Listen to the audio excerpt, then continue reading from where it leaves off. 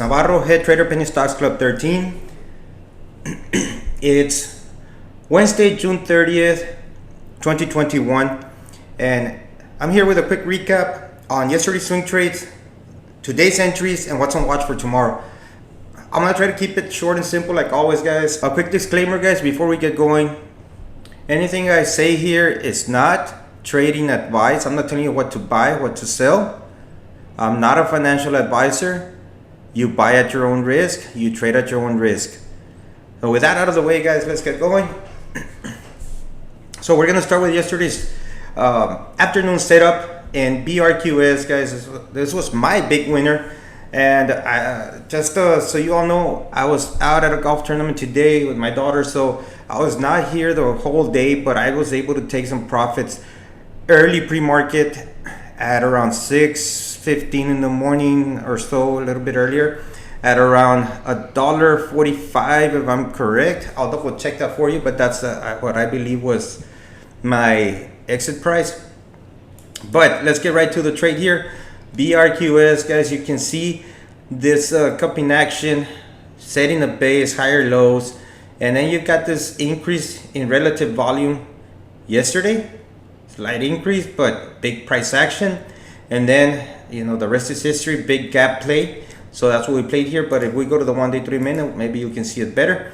So I see this going on in the afternoon. We enter the trade, I call it out, and then it did make a huge move again at this time in the morning. I am not allowed to trade in Thinkorswim. I did not have this on any Webull account. Webull does allow you to have access 24/7 or the entire trading hours.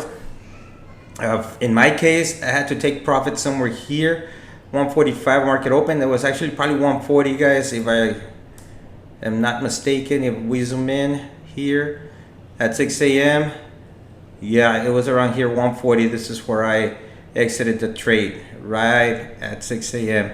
And then, of course, they did come back up, but I didn't want to be risking anything. They come back up over here again to that 145 level.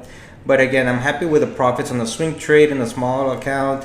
You know, you're not risking a day trade and you're profitable. And it also gave more opportunities. Again, I was not watching the market. I was out at a golf tournament, so I wasn't going to risk anything else. I was going to take profits and then move on. So that was BRQS. Other swing trades, I'm still holding this one, JFU. You can see why, guys. Recent breakout out of this flag pattern, and it's coming out. Might pull back tomorrow and hopefully continue moving. If not, what I'm hoping is that it'll be a 3-day mover and then just make that big move, get out, look for the next trade. JFU. Also, still holding GSAT. GSAT. It did break below this level, so what I'm going to be looking for, if it does not come back up, so what I can do here is readjust this, because it might be now at different bottom, right? It's still within that pattern. We can still have that little pattern here, but now we're looking for that 170 support again.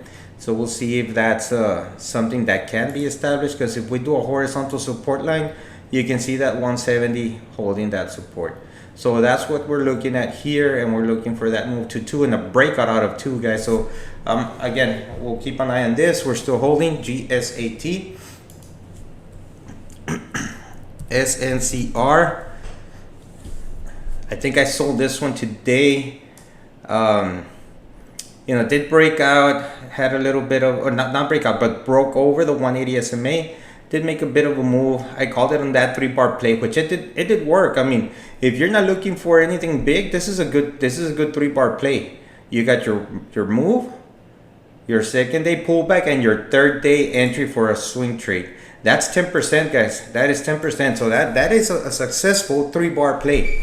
Now what we're looking for is maybe some consolidations around here between the 180 SMA, that 370 level, this 360 to the $4 level, some consolidation, maybe a little cupping action here. We'll see what happens, but SNCR, a successful 3-bar play.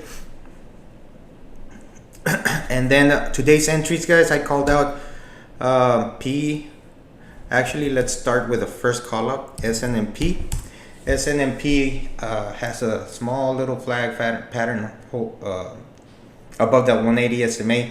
So right now, after market hours, I called it out at around 88, right below 89 cents.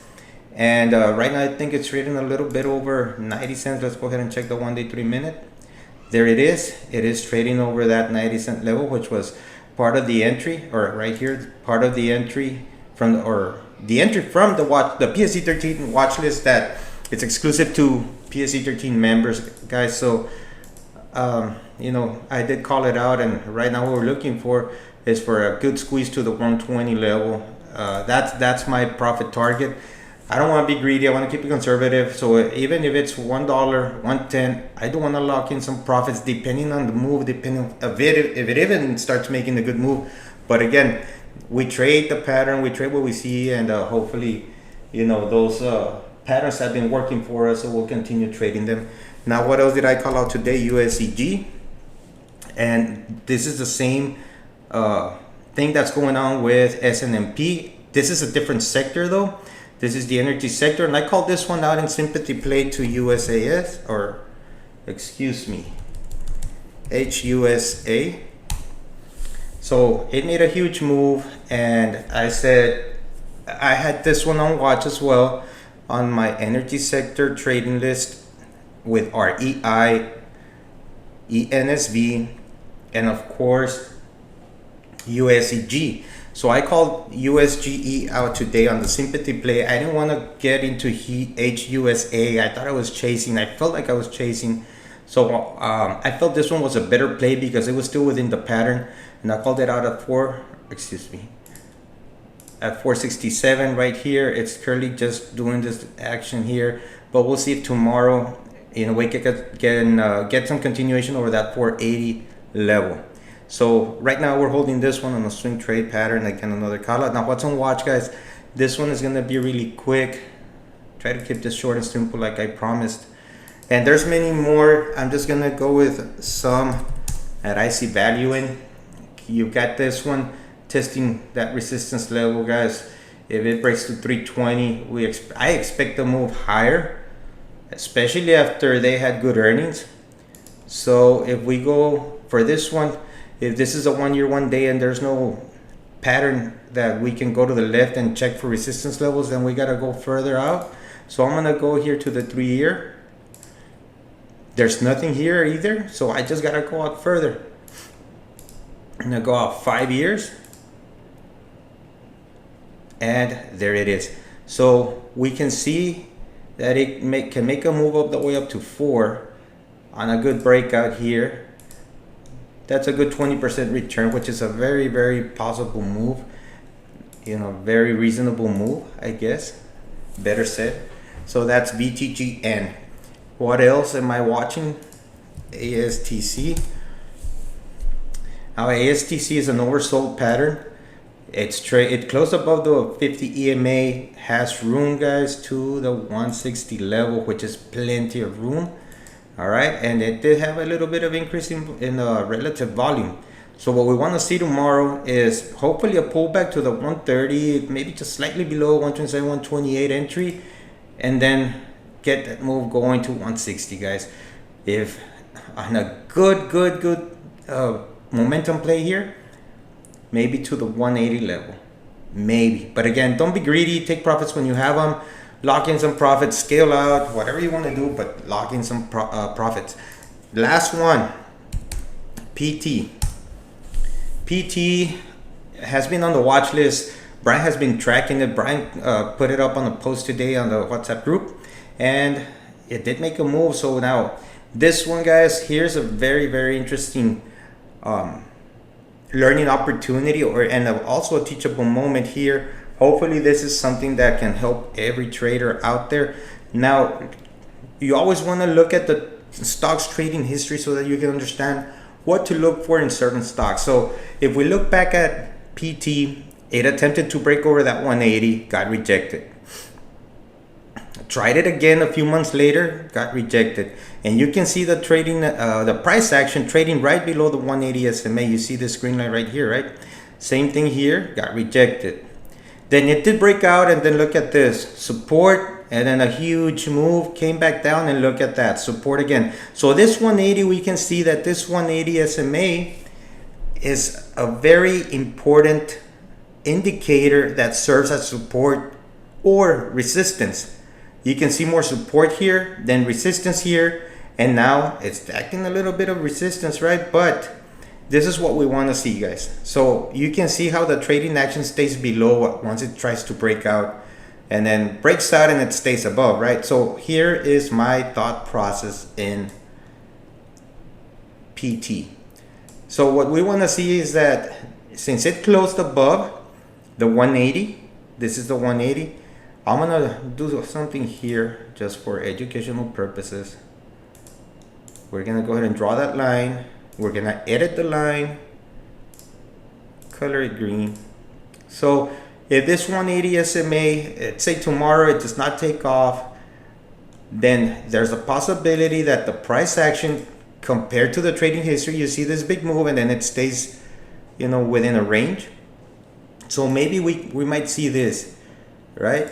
For I don't know how many days. Again, I cannot predict the future, but we might see something like this. You know, I'm lacking the wicks here, but you know, we can see something like this. Then eventually, hopefully, we can see something like that. If we see something like this and closing strong, that's our entry. I mean, you can play the consolidation here. It's up to you. I don't know how many days this might be. It might be one and then a go. It might be 2, 3, 4, 5. I don't know. Again, look at this. This was 1, 2, 3, 4, 5, 6 days before it completely broke down after this big price action. Now we got the second price action, so we got this little cup forming.